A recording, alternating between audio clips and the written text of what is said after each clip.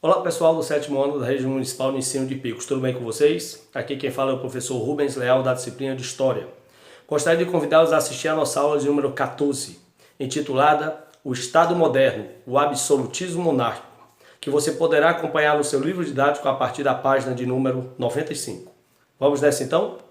Então pessoal, o absolutismo ou o Estado Moderno foi o regime político que teve início na transição feudo-capitalista, ou seja, entre o fim da Idade Média e o início da Idade Moderna, quando o poder dos países europeus passou a ser centralizado na figura do rei. O rei passou a ser o chefe político, econômico e religioso de todo o seu império, sem contar também que ele fazia o papel de chefe militar, ou seja, o rei tinha o poder absoluto sobre todas as esferas do país, daí a denominação absolutismo monárquico. E por que Estado moderno?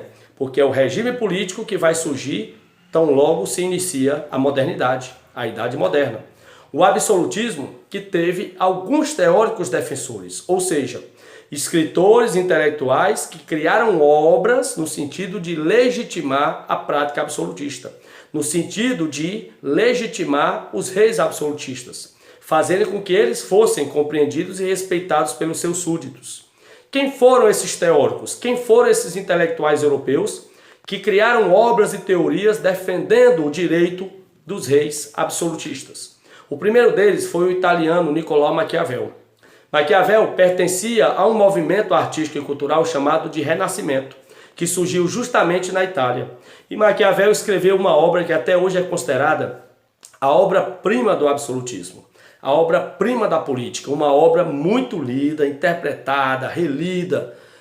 Ela é fruto de várias teses, né? Ela serve de inspiração para teses de graduação, mestrado, doutorado, pós-doutorado. Essa obra é O Príncipe. Maquiavel criou a obra O Príncipe, mostrando como o rei, no caso o príncipe, deveria chegar ao poder e governar sua nação. É basicamente um livro que instrui, orienta sobre gestão. E essa obra, O Príncipe, ela traz algumas frases importantes, dentre as quais a mais importante é: os fins justificam os meios. Ou seja, ao imperador, ao rei, monarca absolutista, qualquer fim é válido desde que ele atinja o seu objetivo. Outra frase famosa da obra O Príncipe é aquela de que política e moral são duas esferas inassociáveis, ou seja, elas devem estar completamente afastadas umas das outras. Outro autor que legitimou os ideais absolutistas foi Thomas Hobbes. Thomas Hobbes, inglês, intelectual inglês, escreveu a obra Leviatã. Leviatã era um monstro que causava a destruição, o caos, a desorganização social. E segundo ele, o Thomas Hobbes, apenas um poder absolutista poderia pôr ordem a essa sociedade caótica. Nessa obra dele, Leviatã, ele cria a famosa frase: o homem é o lobo do próprio homem, onde ele diz que os homens vivem em estado de caos e que somente um estado absolutista, centralizado, é que pode pôr ordem nessa desorganização, nessa sociedade caótica. E o último defensor do absolutismo monárquico foi Jacques Bossuet. Jacques Bossuet era um intelectual francês que escreveu a obra Política Resultante da Sagrada Escritura, onde ele defende o direito divino dos reis. Ou seja, ele diz que o rei é um representante legítimo de Deus na terra e que, portanto, todos os seus atos, na verdade, é vontade divina. Que quando o rei se destina aos seus súditos, ao seu povo, na verdade ele está representando Deus. Ele é um elo entre Deus e o seu povo. Portanto, o seu poder é divino. Ele não pode ser contestado, ele tem que ser compreendido.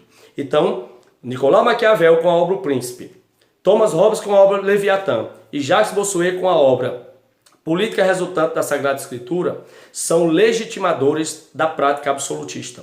O absolutismo, que enquanto regime político atingiu seu auge, teve muita fertilidade na França e na Inglaterra.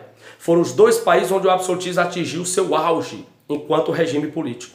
Na França, o absolutismo teve algumas dinastias, dentre as quais a dinastia Capetinga, a dinastia Valois, mas é óbvio, a França atingiu o auge do seu absolutismo monárquico com a dinastia dos Bourbon, representado na figura do monarca Luís XIV. Luís XIV que centralizava tanto o poder que era chamado pelos seus súditos de o Rei Sol. É dele a célebre frase: O Estado sou eu. Ou seja, ele é quem ditava as regras em seu país. Luís XIV é o maior símbolo, é a maior expressão do absolutismo monárquico em todos os tempos. E na Inglaterra, o outro país onde o absolutismo atingiu seu ápice, nós podemos atribuir à dinastia dos Tudor, principalmente na figura do maior rei inglês absolutista, Henrique VIII, que no auge do absolutismo criou uma religião e fez o seu povo acompanhá-lo nessa nova religião, o anglicanismo, a primeira religião protestante da Inglaterra, que até hoje é a religião oficial. Henrique VIII, que obrigou o parlamento inglês a assinar o ato de supremacia, que o tornava chefe supremo, tanto do Estado quanto da Igreja na Inglaterra. Então, França e Inglaterra foram, na verdade, o ápice. Foi onde o absolutismo atingiu seu estado mais profundo. Embora outros países tiveram o absolutismo. Nós podemos citar também o caso da Espanha, que atingiu o auge com Fernando de Aragão e sua esposa, a rainha Isabel de Castela, e a dinastia de Aves, que governou Portugal com Dom Manuel, com Dom João III, com Dom João IV. Então, várias dinastias, se organizaram nessa sistemática absolutista. Regime absolutista, que foi o regime que imperou na Europa durante boa parte da Idade Média e que só chegou ao fim na maior parte dos países a partir de um processo revolucionário. No caso da Inglaterra, a Revolução Inglesa, e no caso da França, a Revolução Francesa. Foram dois movimentos populares que se rebelaram contra essas práticas centralizadoras do absolutismo e terminaram derrubando seus reis. Ok? Até a próxima!